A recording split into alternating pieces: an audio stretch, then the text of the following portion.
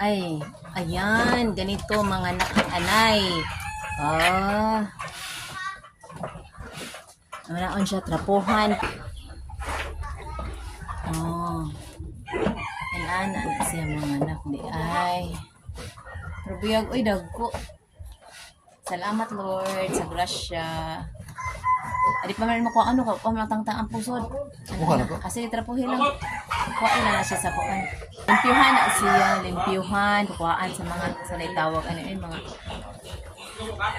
palit-palit mo sana siya. Aw lamog-lamog di ay. Ay, purubuyag sa grasya Ginoo. Salamat. Pagpagin siya natangtang iyang puso, mga Lord. Takal na nang hindi ka maswara. Natangtang ng puso. Hinali ni siya mga Lords, oh. Dili na ako ka. Lima na sila kabuo, pero napa ni, wala pa din nahuman siya upang anak. Ay, pero po yung mga dagko siya mga Lords, ay. Ay, nani ni sila mag away-away.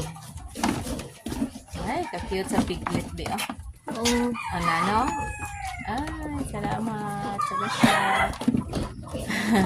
Galingaw, mag-fight. Isodo ni siya, oh. Yan ang ref nga guba. Guba.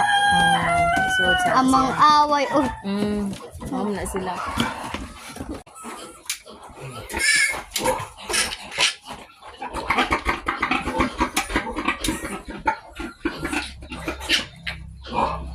Thank you again, Ginoo. Salamat sa grasya. Ubay-ubay na sad ni nga dik-dik imong gihatag sa mo, ah. Ay nindot kay pulos mga puti niya. Pero buyag no kay pare-parehas din sila kadakoon. Oo. Ay, nagtutoy na sila. Wala pa ni siya kahuman upang anak. Wala pa. Napa siguro ni. Wala pa manigawas ang iyahang inulan. Kalingaw sa mga dik-dik. Ang uban ay wapakatultol agoy. Mukunan in taon niya sa Tilron. Hinay dik. Sige ka na.